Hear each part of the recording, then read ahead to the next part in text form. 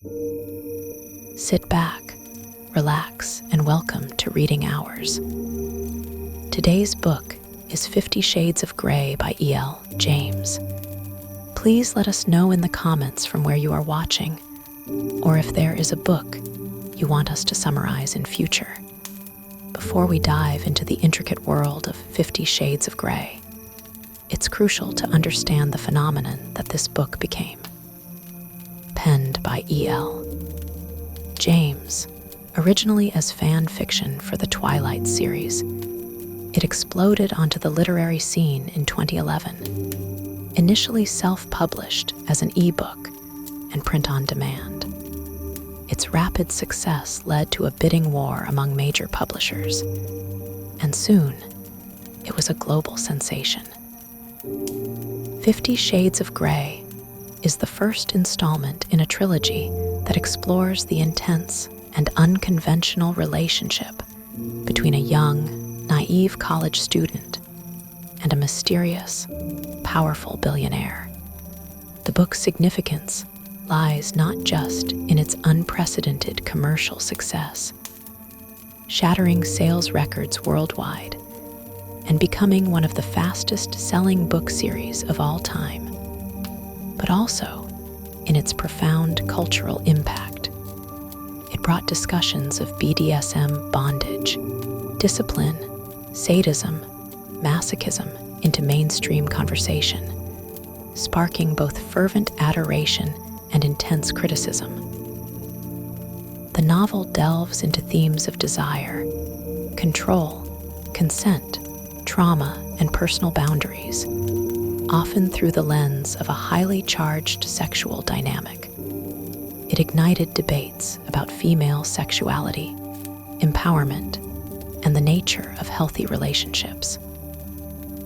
While some praised it for opening up dialogues about sexual exploration and challenging traditional notions of romance, others criticized its portrayal of power dynamics, its literary quality, and its potentially problematic representations of consent and abuse. Regardless of one's personal opinion, 50 Shades of Grey undeniably left an indelible mark on popular culture, influencing everything from publishing trends to romantic tropes. It paved the way for a surge in erotic romance novels and demonstrated the immense power of online communities in shaping literary success. Now, let's peel back the layers of this controversial yet captivating story and immerse ourselves in the narrative that took the world by storm. Our journey into the world of 50 Shades of Grey begins not in the lavish penthouses or secluded playrooms, but in the unassuming setting of Washington State University, Vancouver, where Anastasia Steele, a 21-year-old English literature student, finds herself unexpectedly thrust into an assignment that will irrevocably alter the course of her life. She is a picture of demure innocence, a self-proclaimed plain Jane with a fondness for classic literature, and a profound lack of experience in matters of the heart and body. Her world revolves around her studies, her shared apartment with her vivacious and outgoing best friend and roommate, Catherine Kate Kavanagh, and the simple routines that define her quiet existence.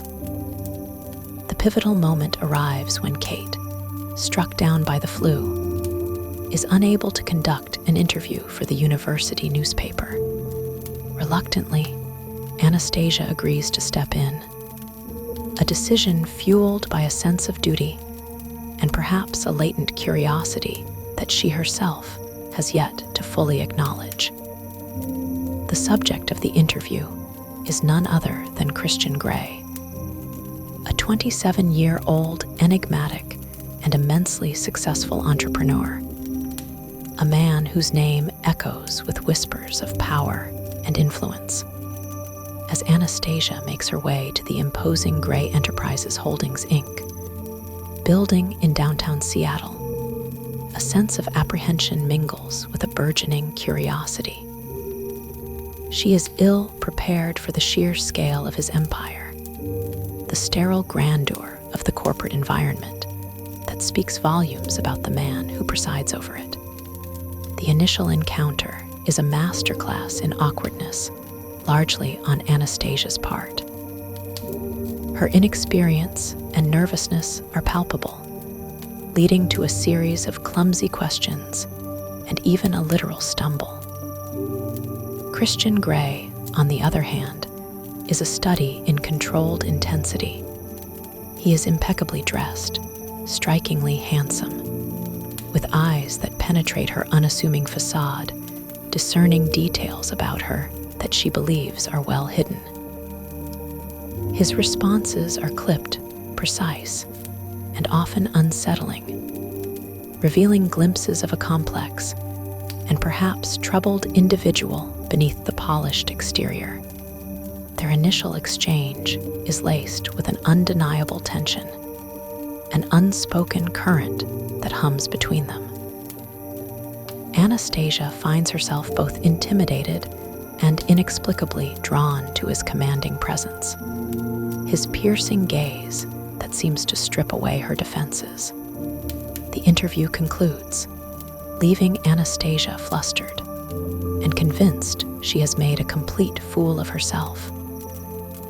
She dismisses the encounter as a temporary aberration, a fleeting moment of professional obligation that will soon fade into the background of her ordinary life. Little does she know that Christian Grey, a man accustomed to getting exactly what he desires, has already taken notice of her, intrigued by her genuine innocence and her unpretentious charm.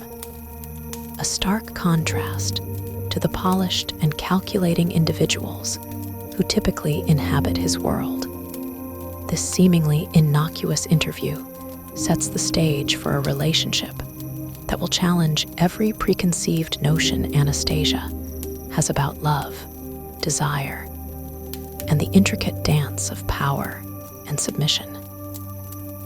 The seeds of an unprecedented entanglement have been sown, and the quiet life Anastasia once knew is about to be irrevocably transformed by the enigmatic man named Christian Grey.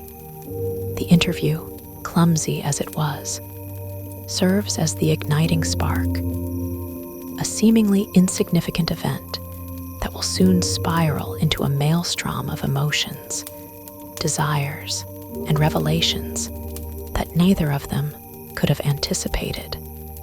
She returns to her shared apartment, the unsettling encounter replaying in her mind, a curious blend of embarrassment and a strange, nascent fascination with the man who had so effortlessly commanded her attention. This seemingly fleeting professional interaction, however, has already set in motion a chain of events that will pull Anastasia from the quiet predictability of her academic life into a world of unimaginable luxury, intense passion, and dark, unspoken desires, all orchestrated by the captivating and profoundly complex Christian Grey.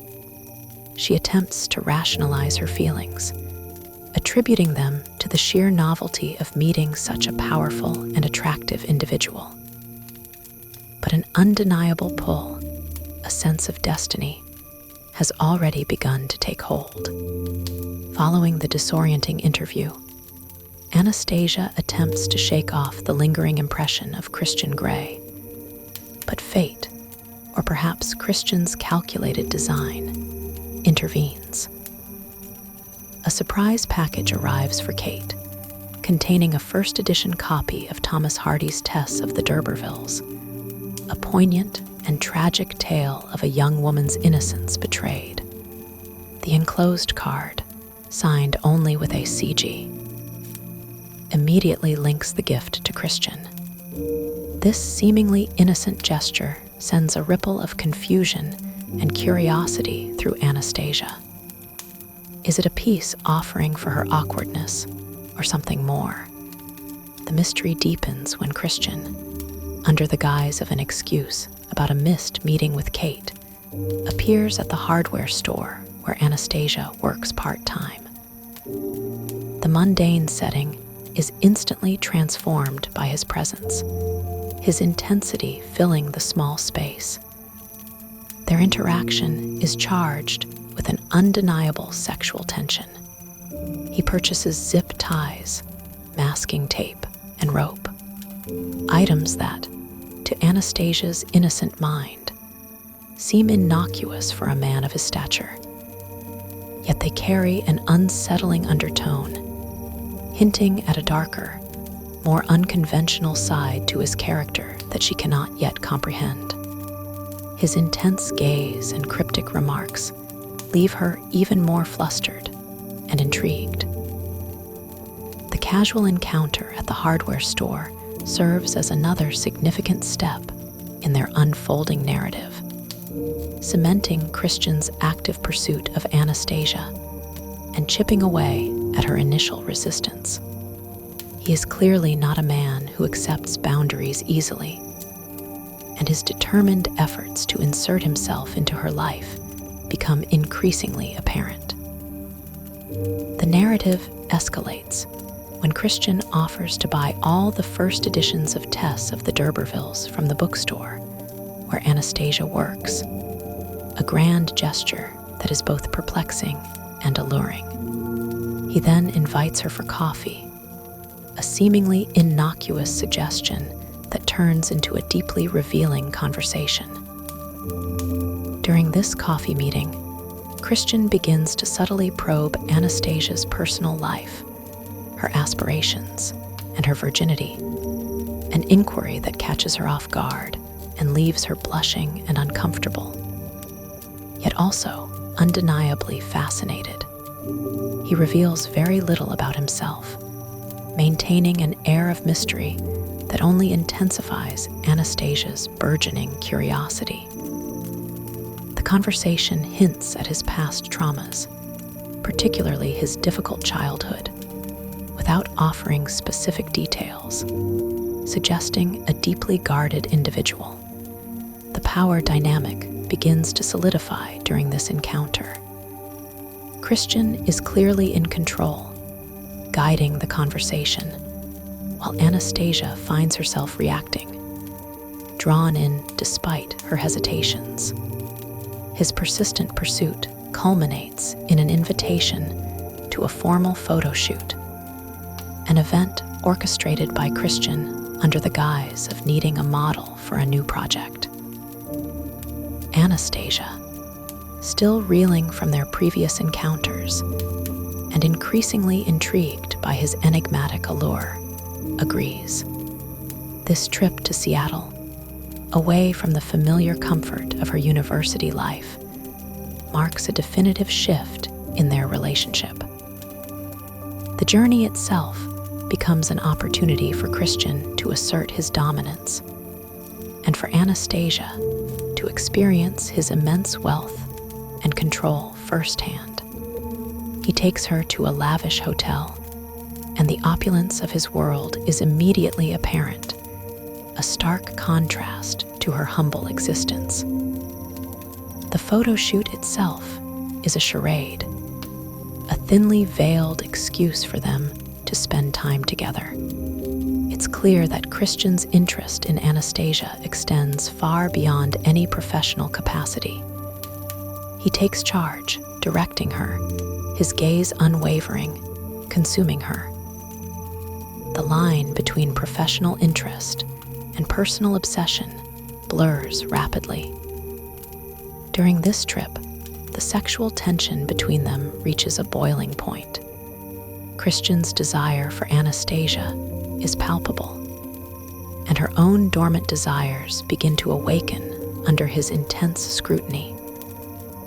He begins to hint more overtly at his singular tastes, his preference for a different kind of relationship, a dynamic that involves control and submission. Anastasia, overwhelmed and intrigued, finds herself on the precipice of a decision that will plunge her into an unfamiliar and potentially dangerous world. The trip to Seattle solidifies the magnetic pull between them and sets the stage for the revelation of Christian's true nature and the unconventional terms of the relationship he seeks.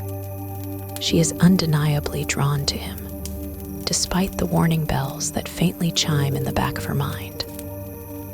The allure of the unknown, combined with his undeniable charisma and good looks, begins to chip away at her natural caution. This part of the narrative is crucial as it lays the groundwork for the deep emotional and physical entanglement that is about to unfold, moving them firmly out of the realm of chance encounters and into a deliberate, albeit uncertain, exploration of their connection. The true nature of Christian Grey's desires begins to unfold when he invites Anastasia to his luxurious penthouse apartment, an opulent space that mirrors his immense wealth and controlled existence. It is here, amidst the sleek, modern decor and panoramic views of Seattle, that he finally articulates his singular tastes and the unconventional terms of the relationship he envisions for them. This is not a conventional romance, he explains with an unsettling calm. It is a world of dominance and submission, of strict rules and carefully delineated boundaries. He presents her with a non-disclosure agreement, NDA, and more significantly, a detailed contract outlining the terms of a BDSM relationship. This contract, with its clauses on safe, sane, and consensual practices, its explicit descriptions of pain thresholds, limits, and the roles of dominant and submissive, acts as a chilling revelation for Anastasia.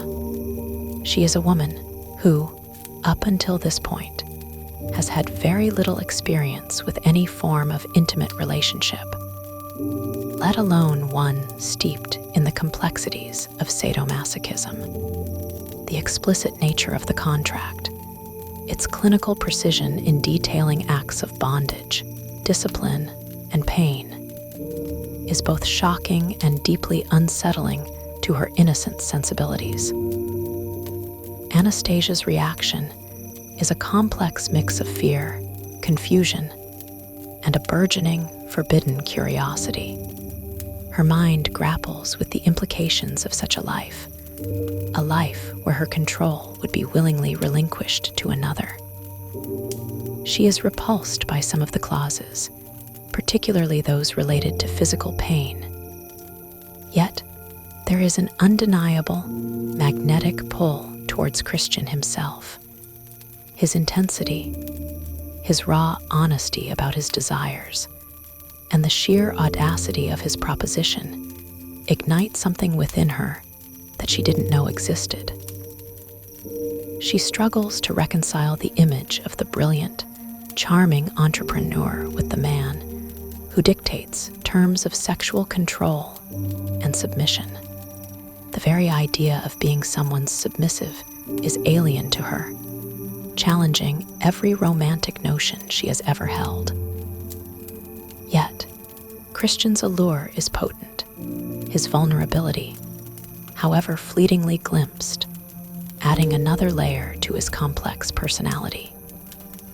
He reveals just enough of his emotional scars to make her feel a nascent sense of empathy, drawing her further into his orbit.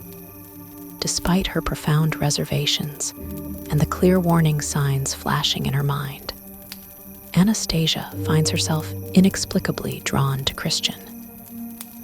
Her inexperience and naivete play a significant role here. She is both fascinated and slightly overwhelmed by the intensity of his world. The contrast between her simple life and his extravagant, controlled existence is stark, and she feels a strange pull towards the unknown. The contract becomes a symbol of their evolving dynamic, a tangible representation of the dark secrets that Christian holds and the life he wishes her to share. He makes it clear that this is not a negotiation in the traditional sense. These are his terms, and she must either accept them or walk away. The pressure is immense, and Anastasia feels a profound internal conflict. Her desire for connection, for something more than her quiet life, clashes with her instinct for self-preservation and her ingrained sense of conventional romance. Christian, sensing her internal struggle, does not push her beyond her immediate limits. Instead, he begins a careful process of seduction, showing her glimpses of the Red Room of Pain, his private BDSM playroom, without forcing her into immediate participation. He explains the concept of safe words and the importance of consent, attempting to alleviate some of her fears, and to demonstrate that, despite the explicit nature of the contract, their interactions would be based on agreed upon boundaries. He even offers her a test run, a non-disclosure agreement for a short, exploratory period, allowing her to dip her toes into his world without fully committing. This period is crucial, as it allows Anastasia to experience Christian's dominant nature in a controlled environment, to feel the thrill of his touch and the unsettling power of his command, without immediately engaging in the full spectrum of BDSM activities outlined in the contract. This initial exposure is designed to entice her, to pique her curiosity further, and to show her the potential pleasures of his lifestyle, slowly chipping away at her inhibitions and drawing her deeper into his magnetic pull, a pull that feels increasingly irresistible despite her lingering doubts and fears. As Anastasia grapples with the implications of Christian's singular tastes and the intimidating contract, their relationship takes on a new, highly charged dynamic. Christian, ever the strategist, begins to introduce Anastasia to his world through a series of carefully orchestrated encounters, each designed to push her boundaries and slowly acclimate her to his dominant nature. The initial encounters are not in the Red Room, but rather in more conventional settings. Yet they are always infused with Christian's underlying control and intensity. He continues to pursue her relentlessly, appearing at her workplace, surprising her with lavish gifts, and inviting her to exclusive events. These gestures, while seemingly romantic, serve to reinforce his immense wealth and power, subtly reminding Anastasia of the vast gulf between their two worlds. He becomes an omnipresent force in her life, making it increasingly difficult for her to imagine a life without him. One of the most significant early developments is Christian's decision to buy the local bookstore where Anastasia works part-time. This act is a monumental display of his possessiveness and control. By acquiring the bookstore, he not only removes her from her familiar environment, but also integrates her even further into his sphere of influence.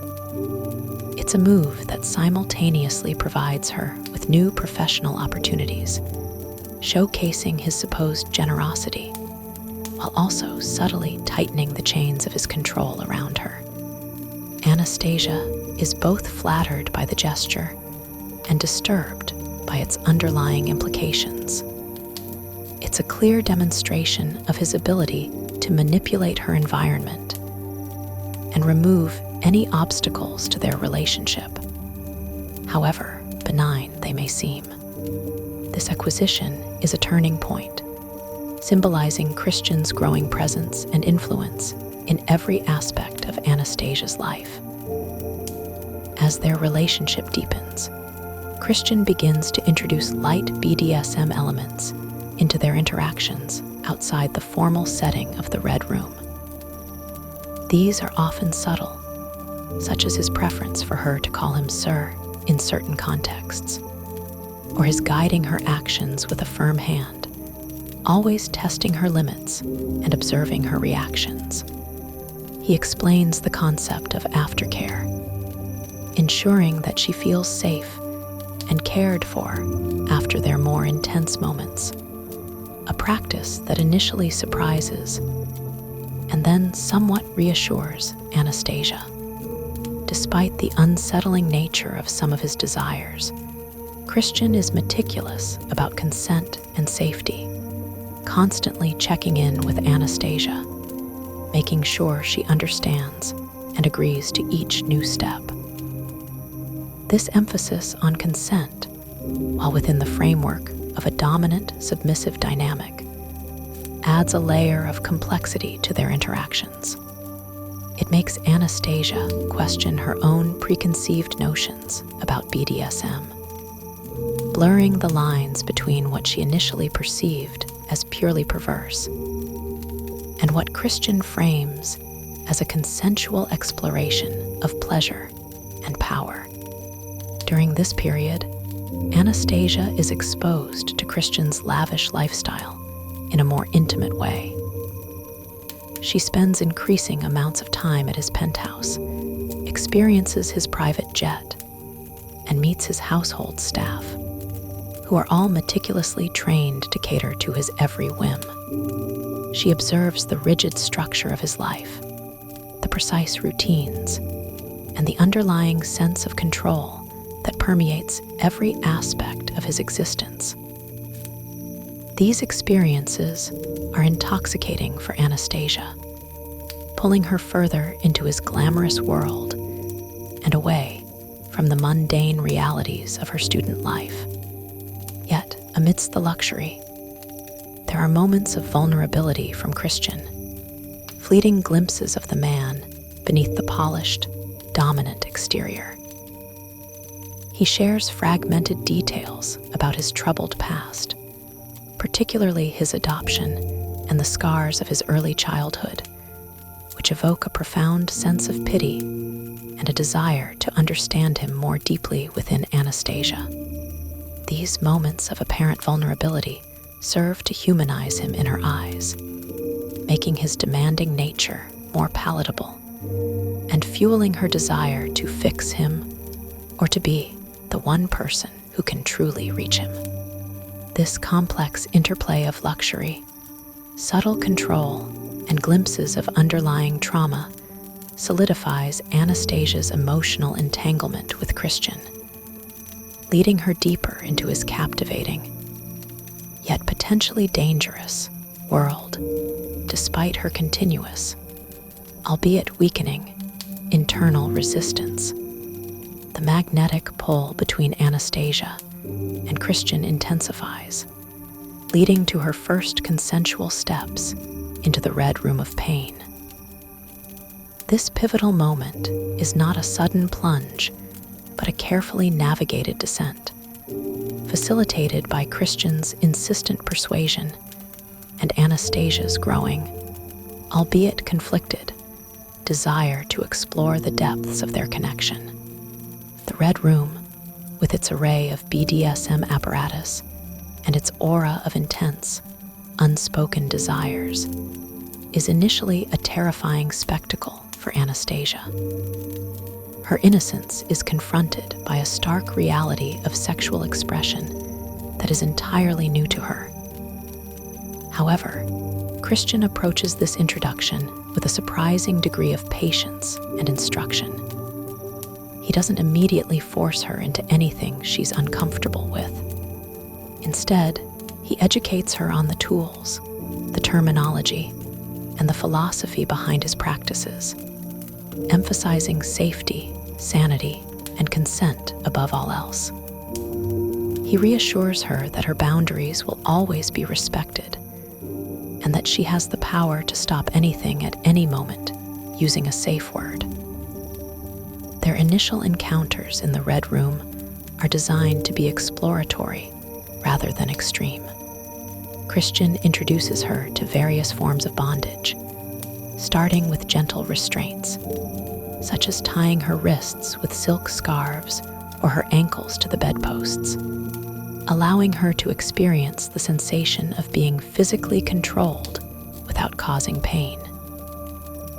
He focuses on sensory deprivation, blindfolding her or muffling her sounds, heightening her other senses and intensifying the experience.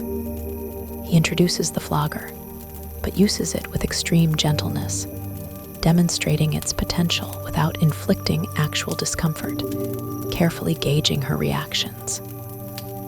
Anastasia's responses are a mixture of apprehension, fear, and a surprising, almost intoxicating thrill. She is simultaneously shocked by the acts and aroused by Christian's absolute control, his unwavering gaze, and the raw power he exerts over her. These sessions are crucial in shifting her perception of BDSM from something potentially horrifying to something that, under Christian's careful guidance, could be a source of intense pleasure and liberation. During these initial explorations, the concept of safe words becomes paramount. Christian meticulously ensures that Anastasia understands and agrees to use her designated safe word, red, should she wish to stop or feel uncomfortable. This constant emphasis on her ability to halt the activity and Christian's immediate cessation of whatever he is doing when she utters it builds a foundational, albeit fragile, trust between them. Anastasia learns that despite his dominant nature, Christian is committed to her safety and well-being within the confines of their agreed-upon dynamic. This trust is essential for her to venture further into his world. She begins to experiment with her own boundaries, finding that certain elements, like being blindfolded or gently restrained, bring unexpected pleasure and a heightened sense of intimacy with Christian. Beyond the physical acts, the Red Room experiences deepen their emotional bond in unexpected ways. Anastasia finds herself drawn to Christian's vulnerability, which he sometimes reveals in these intimate moments, sharing snippets of his troubled past and the reasons behind his need for control. She begins to see beyond the dominant facade to the wounded man underneath, a man who, despite his immense power, carries significant emotional scars. This dual perception, Christian as the powerful dominant and Christian as the damaged individual, fuels Anastasia's desire to understand him, to heal him, and to be the one person who can truly reach him.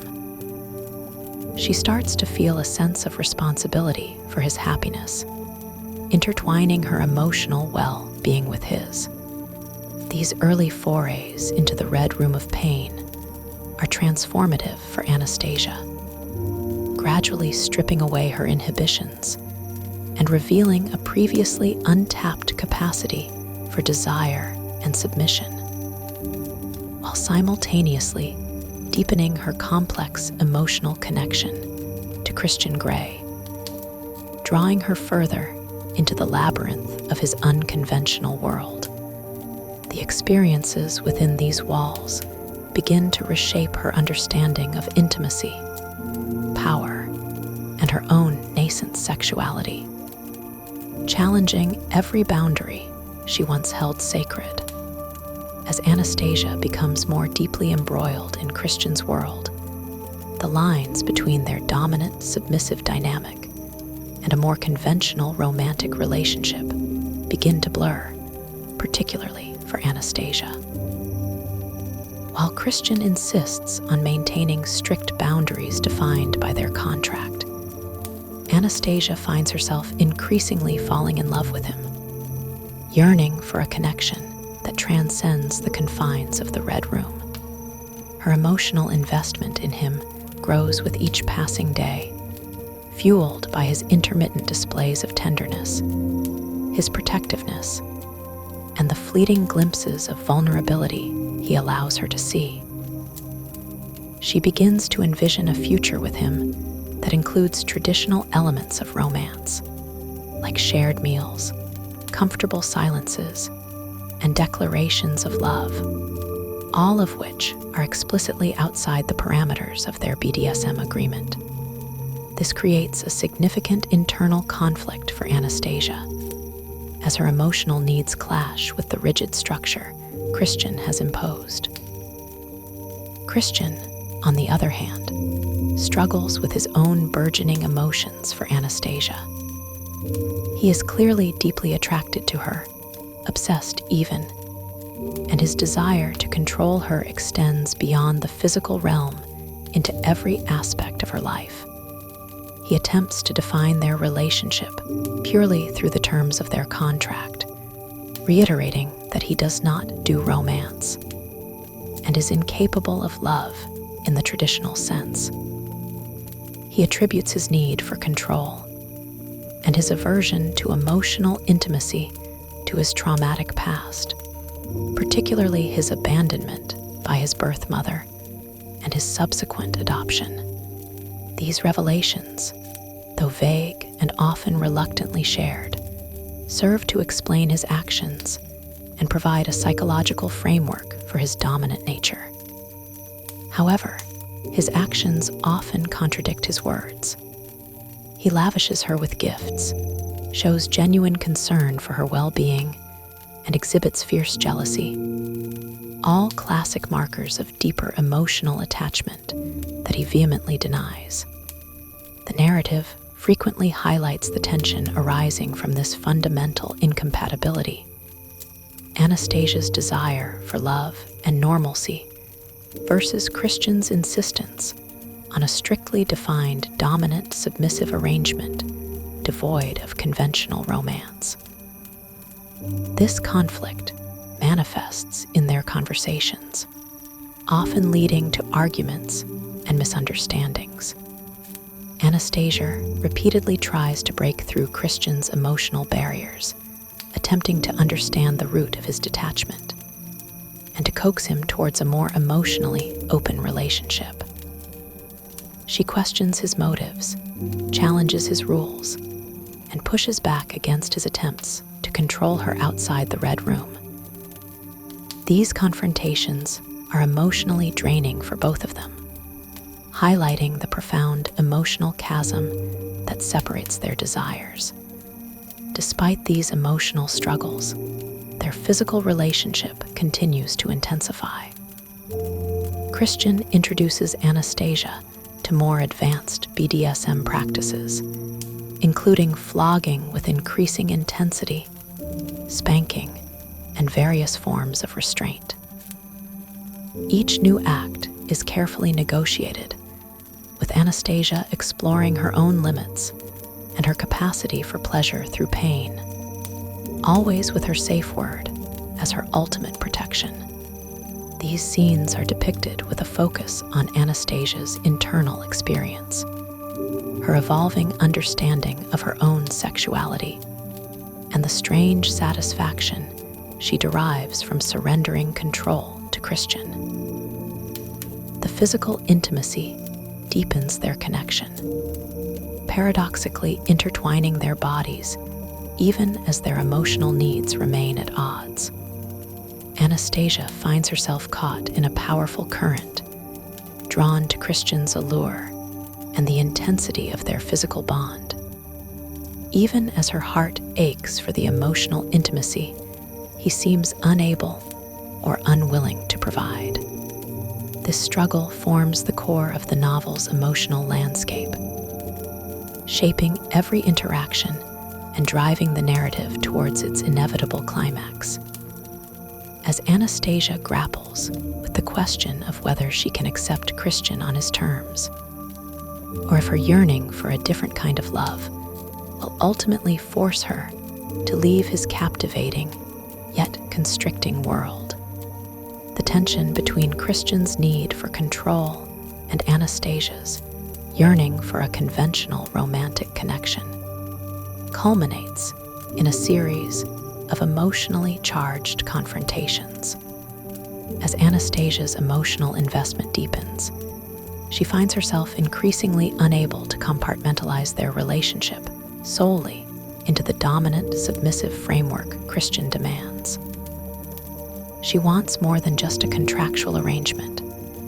She wants love, intimacy, and the freedom to be herself without constant oversight. This desire pushes her to repeatedly challenge Christian's rigid boundaries and his deeply ingrained need for absolute control. She questions his motives, probes his past, and attempts to understand the roots of his trauma, believing that if she can uncover the source of his pain, she can somehow fix him and transform their relationship into something more conventional. These confrontations often occur outside the Red Room in their everyday interactions.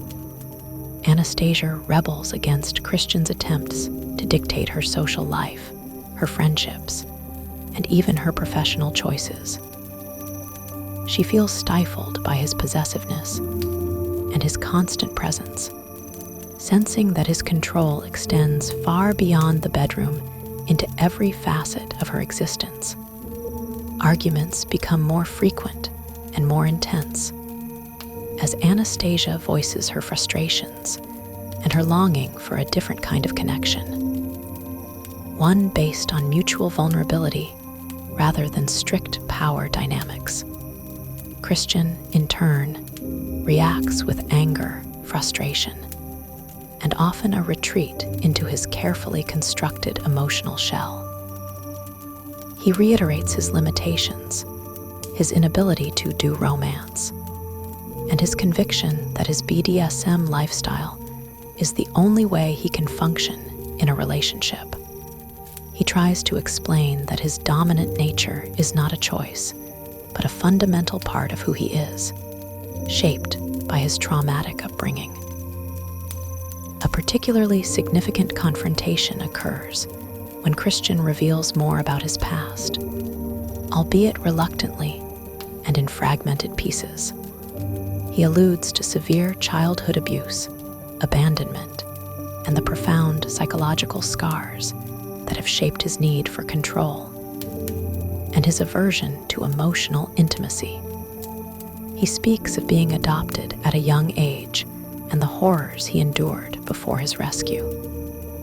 These revelations are meant to explain his damaged nature and justify his chosen lifestyle, but they also evoke a profound sense of pity and protectiveness in Anastasia. She begins to see him not just as a powerful, enigmatic dominant, but as a deeply wounded individual in desperate need of healing. This understanding, while fostering empathy, also complicates her feelings, making it harder for her to walk away despite the emotional toll the relationship takes on her. She feels a profound desire to help him, to be the one to break through his defenses and show him a different kind of love. Despite their emotional struggles, their sexual explorations continue to intensify within the Red Room. Christian introduces more extreme elements of BDSM, including the use of floggers with greater force, spanking, and other forms of consensual pain. Anastasia, despite her fears and uncertainties, agrees to these escalating acts, driven by a complex mix of desire, curiosity, and her deep emotional connection to Christian. She finds herself pushing her own boundaries, sometimes discovering unexpected pleasure in submission, and at other times feeling overwhelmed and emotionally exhausted. Each session further binds them physically, even as their emotional chasm seems to widen. Anastasia's growing awareness of her own limits, both physical and emotional, starts to clash with Christian's unyielding need for control, pushing their relationship to a breaking point as she struggles to reconcile her love for him with her desperate need for self-preservation and a more balanced, reciprocal emotional connection, ultimately leading her to question whether she can truly be the submissive Christian needs her to be without losing herself entirely. The escalating emotional and physical demands of Christian's world begin to take a significant toll on Anastasia. While she is undeniably in love with him and finds a strange, intoxicating pleasure in certain aspects of their BDSM dynamic, the constant pressure to conform to his highly controlled lifestyle starts to erode her sense of self. She feels increasingly suffocated by his possessiveness, his pervasive monitoring of her life, and his inability to express conventional emotional intimacy.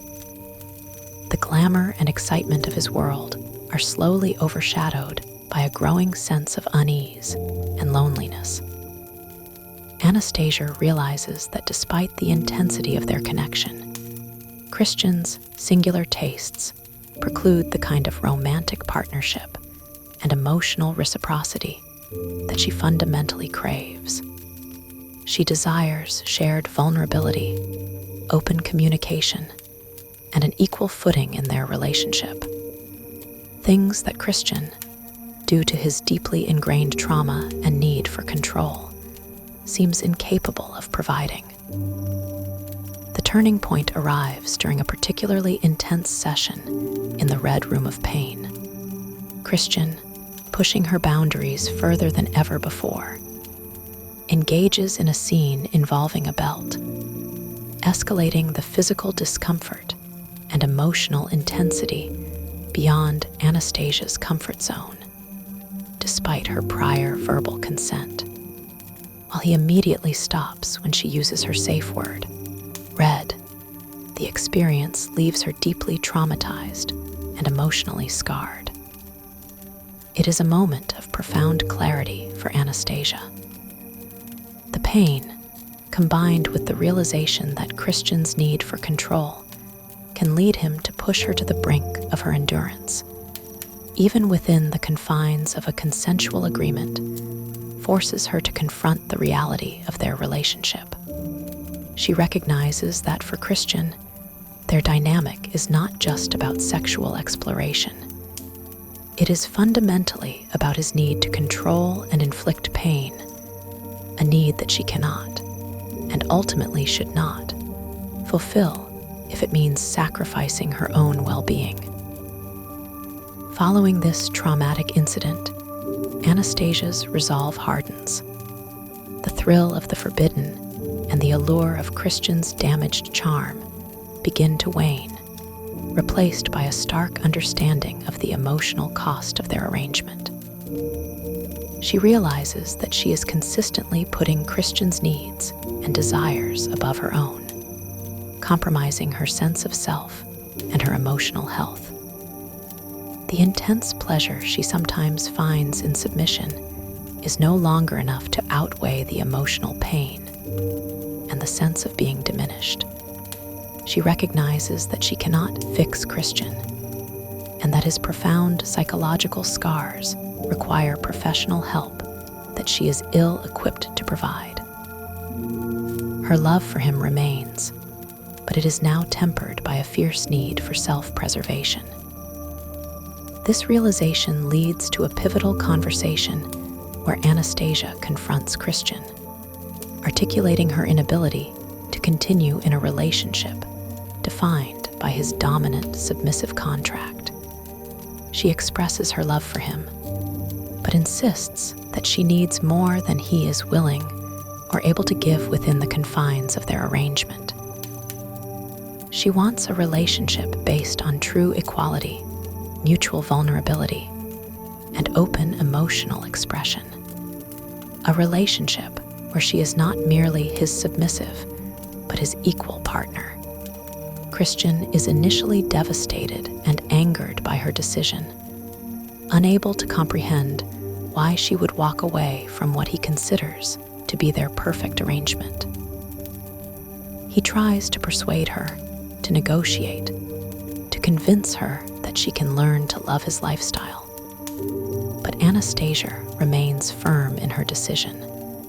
The weight of his trauma, his inability to relinquish control, and his deeply ingrained patterns of behavior make a conventional relationship impossible for him. The emotional climax of the book unfolds as Anastasia makes the difficult, heartbreaking choice to walk away from Christian Grey, recognizing that their fundamental incompatibilities and his unwillingness to compromise on his BDSM lifestyle make a healthy, fulfilling future together impossible for her. The culmination of Anastasia's emotional journey sees her making the agonizing decision to end her relationship with Christian Grey. This is not a choice made lightly, but one born out of deep emotional conflict and a profound realization of what she truly needs versus what Christian can offer. The traumatic experience in the Red Room, coupled with the persistent emotional toll of Christian's possessiveness and his inability to reciprocate her longing for conventional intimacy, finally tips the scales. Anastasia understands that continuing in the dominant, submissive dynamic, however thrilling it sometimes felt, would ultimately lead to her losing herself entirely. She recognizes that Christian's need for control stems from deep-seated trauma that she, as his lover, cannot heal. She needs a partner, an equal, someone who can offer vulnerability, emotional reciprocity, and an unburdened love, rather than a contractually bound submission. The farewell between Anastasia and Christian is fraught with raw emotion. It takes place in his penthouse, the very space where their unconventional relationship was first defined. Anastasia, despite her pain, maintains her resolve. She clearly articulates her reasons for leaving, emphasizing that while she loves him, she cannot accept the terms of their agreement. She reiterates her desire for a normal relationship, for a man who is not compelled by past traumas to exert absolute control. Christian, for his part, is devastated. His usual composure shatters, revealing a vulnerability that Anastasia has rarely witnessed. He pleads with her, attempts to negotiate, and even expresses a willingness to try to change, to lessen the intensity of his singular tastes for her. He speaks of his fear of abandonment, a fear directly linked to his traumatic childhood, and reveals more painful details about his past, including the suicide of his birth mother and the subsequent abuse he endured before his adoption. These desperate revelations are aimed at making Anastasia understand his profound brokenness, and perhaps to evoke enough pity to make her stay. However, Anastasia realizes that while his pain is real and heartbreaking, it is not her responsibility to fix him, nor can she sacrifice her own emotional well-being in the process. She acknowledges her love for him, but understands that their fundamental incompatibilities are too vast to overcome with mere good intentions. The scene is filled with a sense of irreversible finality, a painful acknowledgement that despite the undeniable chemistry and deep emotional pull between them, their paths cannot merge if one must compromise their very identity for the sake of the other. Anastasia stands firm, her tears mirroring his own, but her resolve unwavering. She understands that to stay would be to diminish herself, to live a life constantly defined by another's trauma and control. As Anastasia leaves the penthouse, the weight of her decision is palpable. She is heartbroken, but also imbued with a newfound sense of self-preservation and strength. The luxurious world she briefly inhabited, the intense passion she experienced, now feels like a distant dream, leaving behind an ache, but also a clear path forward. She packs her belongings from the apartment she shared with Kate, preparing to move on to heal, and to reclaim the independent life she had before Christian Grey entered it. The ending of the book leaves readers with Anastasia driving away, tears streaming down her face, but with a quiet strength blooming within her. She is no longer the naive, inexperienced student who stumbled into Christian's office. She has been transformed by the intensity of their relationship, matured by the pain, and empowered by her decision to prioritize her own emotional health. The door to Christian's world closes behind her, signaling the end of the first chapter of their tumultuous story, but leaving open the possibility of future encounters, or perhaps a complete separation, as Anastasia embarks on a journey of self-discovery beyond the shadow of Christian Grey. The final moments of 50 Shades of Grey depict Anastasia's profound emotional turmoil and her resolute decision to sever ties with Christian. After their intense and tearful farewell in his penthouse, Anastasia retreats to the familiar comfort of her shared apartment, but the familiar world no longer feels the same. Her heart is shattered, yet a burgeoning sense of self-preservation begins to take root. The experience with Christian, though deeply painful, has irrevocably changed her. She is no longer the timid, inexperienced young woman who first interviewed the enigmatic billionaire. She has explored the depths of her own desires, confronted her fears, and most importantly, learned the crucial lesson of setting boundaries and prioritizing her own emotional well-being. The raw, unfiltered intensity of Christian's world and the unyielding nature of his need for control have proven to be more than she can, or should, bear. As Anastasia begins the difficult process of moving on, she packs her belongings, the physical act mirroring her emotional detachment from the life she briefly shared with Christian. The tangible items, clothes, books, mementos become symbols of a chapter closed. She reflects on the profound impact Christian has had on her life, acknowledging the moments of exhilarating pleasure and the undeniable, if unconventional, love that blossomed between them. However, she also confronts the overwhelming sense of being consumed, of her identity slowly eroding under the weight of his dominant persona and his pervasive control. The pain of the final scene in the Red Room, the feeling of being pushed to her absolute limit, serves as a stark reminder of why she cannot remain in that relationship.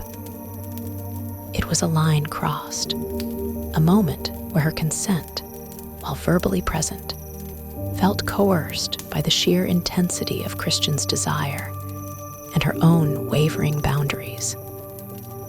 The narrative emphasizes Anastasia's internal strength and growth. Despite the heartbreak, she emerges from the relationship with a clearer understanding of herself, her desires, and her non-negotiable needs in a partnership. She has learned that love, for her, must be reciprocal, based on equality and emotional intimacy, not on a contract of submission. The emotional scars from her relationship with Christian are significant, but they also serve as catalysts for her personal evolution. She is now more assertive, more aware of her own worth, and more determined to find a love that cherishes her whole self, not just the part that can fulfill another's specific desires. Her journey from naive virgin to a woman who has explored the complexities of BDSM and confronted the darker aspects of human psychology is complete, at least for this first installment. The book concludes with Anastasia driving away from her past, poignant image of both loss and liberation. Her tears are a testament to the love she still holds for Christian and the pain of their separation, but they are also tears of release, marking the beginning of her healing process. The open ending leaves the reader contemplating the future for both characters. Will Christian be able to change? Will Anastasia find the kind of love she seeks? The immediate resolution is a painful separation, but the lingering question of their destiny hangs in the air, fueling curiosity for the subsequent volumes in the trilogy. 50 Shades of Grey ends not with a neat conclusion, but with Anastasia's powerful, if tearful, assertion of her independence, highlighting the novel's core theme of a woman's journey of sexual and emotional awakening, and her ultimate choice to reclaim her autonomy in the face of overwhelming desire and controlling love. It's a moment of profound personal agency, leaving her and the reader on the precipice of an uncertain but potentially empowering future. 50 Shades of Grey concludes by leaving its protagonist, Anastasia Steele, at a profound crossroads. The book's impact stems not just from its groundbreaking foray into mainstream erotic romance and BDSM, but also from its exploration of complex themes: the intoxicating allure of power, the fine line between desire and control, the lasting effects of childhood trauma, and the arduous journey of self-discovery. E.L. James undeniably ignited a global conversation about female sexuality, consent, and the often unspoken facets of intimate relationships. While critically divisive, its cultural significance is undeniable, proving the immense appetite for narratives that push boundaries and challenge conventional notions of romance. Anastasia's ultimate decision to walk away, prioritizing her emotional well-being over a captivating but ultimately detrimental love, resonates as a powerful act of self-preservation, leaving readers to ponder the true cost of passion and the enduring quest for a love that truly empowers.